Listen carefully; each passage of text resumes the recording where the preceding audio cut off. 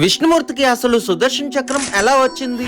విష్ణుమూర్తి ఒక శివరాత్రి నాడున 1008 కలవ పువ్వులతో శివుడికి పూజ చేయదలిచి కైలాసంకి బయలుదేరతాడు. అక్కడ 1008 కలవ పువ్వుల్ని సేకరించి పూజకి సిద్ధం చేసుకుంటూ ఉంటాడు. అంతలోని శివుడు విష్ణు భక్తిని పరీక్షించదలిచి ఒక కలవ పువ్వు విష్ణుమూర్తికి తెలియకుండా శివుడు తీసేస్తాడు. కలవ పువ్వుల గుంపు నుంచి ఒక కలవ పువ్వులు తప్పిందన్న విషయాన్ని విష్ణుమూర్తి గమనించకుండా పూజని మొదలు పెడతాడు. ఒక్కొక్క కలవ పువ్వుని శివుడికి అర్పిస్తూ శివుడి 1008 నామాలను జపిస్తూ ఉంటాడు.